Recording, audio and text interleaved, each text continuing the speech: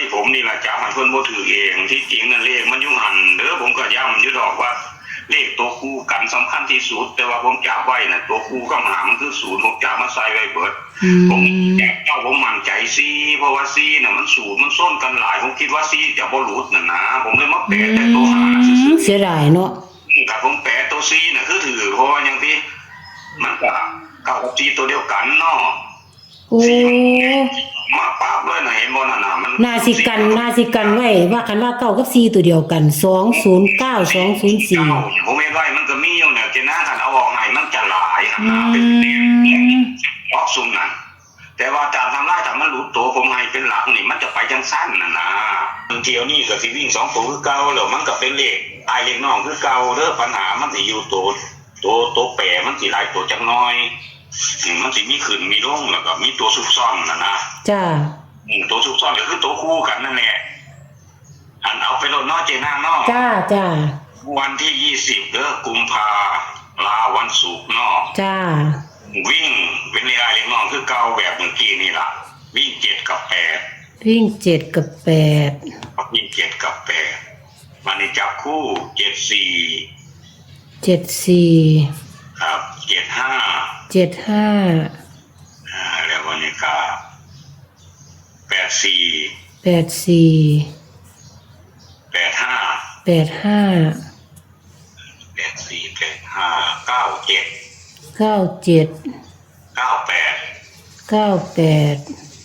ก้ามาจากไสนอกกับมาจากยานแปดคนอื่นแก่นี่แหละผมขึ้นไว้ยังดับทางเพิ่น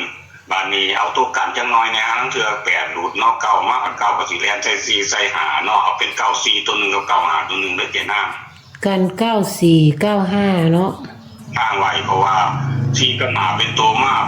6กับ7กับ8นะจ้าเกิดบังเอิญว่าแปดผมมามันให้เก่ามากมันอาจจะเรียนไทยซีไซหาสินะก็เลยกันไว้เนาะจ้าว่านี่โตซุกซ่อนมันเด้อเจน่าเด้อมันมีซ่อนอยู่ในนี่นะใน7ใน8ซ่อนจังได๋คือตัวคู่กันนั่นล่ะ7คู่กับ2 8คู่กับ3วันนี้ถ้าสมมุติว่า7กับ8มันหลุดนี่มันจะมา2กับ3นั่นล่ะจะโผล่มานะทำนองเดียวกับมุดกี้นี่4กับ5เนาะ4มันบ่มามันให้เก่ามานะมันก็เลยมาตัดออกไปซะมันก็เลยเป็นตัวถูกตัวสุดเก่าที่จริงผมก็จับ04อันสำหรับผมก็เข้าใจอยู่แล้วถ้ามี04ต้องมี09อ่ะนะตามตำราของเพิ่นเนาะเป็นตัวกันนั่นน่ะเป็นตัวรองๆไปผมก็ค่าออกไปหั่นนะมันก็เลยไปออกตัวค่าพิมพ์ซะนี่ล่ะผมบ่รู้จักว่ามันสิออกตัวใดนี่ล่ะเจน่าของนี่แต่เลขถึงมันมีอยู่ในนี่อยู่เนาะเอาเที่ยวนี้ก็ลองลงใหม่กันเนาะเจน่าเนาะจ้าก็ไปตัวกัน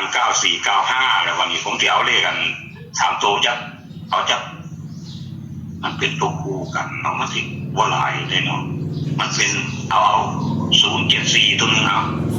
074ให้ว่าโตหลัก10ตั้งหน่วยก็เป็นตัวที่ผมจับให้นะครับตอนนี้ตัวที่2ก็084อาจจะหลายนิดหน่อยด้วยมันเป็น2ชุดแล้วคู่กันนั่นล่ะตัววันนี้ตัวที่3 184มี4ชุดนี่ล่ะ184มันเป็น0กับ1มันเป็นหลักร้อยเน้นตัว074กับ0กับ174ด้วยกันนะเน้น2ชุดนี่074กับ174เน้น2ชุดนี่ล่ะ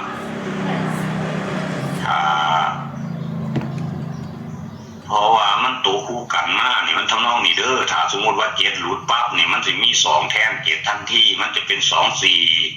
25จังซี่เด้อเจน่าเด้อตามทำลายเพิ่นเนาะวันนี้เอาโตที่ผมเฮ็ดไว้เป็นโตที่มันสิพีออกไปมีอันนี้เนาะซุมนี้เด้อเจน่าเด้อโตที่ผมคัดออกเพราะมันว่ามันไปออกตัวคัดออกเนาะจ้ามี24ตัวนึง24แล้วก็25ครับ34มีเท่านี้แหละถ้ามันดีออกไปเด้ถ้าตัวร่องถ้าตัวแทนมันมาถ้าตัวแทนมันบ่มาบ่เนี่ยมันให้แบบขึ้นแต้มต้องแต้มเนาะยังตัวเดียวที่ผมบ่ได้จับไปให้คือ6เด้อผมถือว่า6อยู่นำเก่าแล้วเด้อเจนางเด้อเที่ยวมื้อก่อนมันก็เอาอยู่ผมถือว่าเก่าน่ะจะอยู่นำ6อยู่นำเก่าเป็นตัวเดียวกันมันดินได้คันผู้ใดสิซื้อเลขมีเก่ามี6อย่าลืมแท้ๆในตรงนี้คือนี่ถ้าสมมุติว่ามันขึ้นแต้มมันลงแต้มก็ลงได้แค่6เท่านั้น ขึ้นบ่ได้มันมีแปดแล้วแปดขึ้นไปก็มีเก้าผมจับดักไว้แล้วเด้อเจนางเด้อแล้วมันเลยมีปัญหาตรงหกนี่แหละมาปีนเอามาใส่สี่ใส่ห้านี่แหละเป็น64 65ไปจังสี่นะ 64 65ถ้าสมมุติว่าหกมันมาถ้าสมมุติเจ็ดบ่มาเนาะตามทำลายสูตรที่มาแต่ว่าเนื้อกันนี่แหละที่ผมเมทไทยนี่แหละใน74 75นี่แหละ84 85นี่แหละไอ้โต97 98ยังล่อง74 75อยู่เด้อเจนาเด้อแต่ว่าผมจับร่วมกันในชุดนี้ให้ เน้นที่7475เนาะ2ตัวนี่แหละเน้นแห้งผม2ตัวนะตามทำลายสูตรข้าก็จะเข้าแล้วว่าตามทำลายสูตรมันเป็นแบบนี้นะ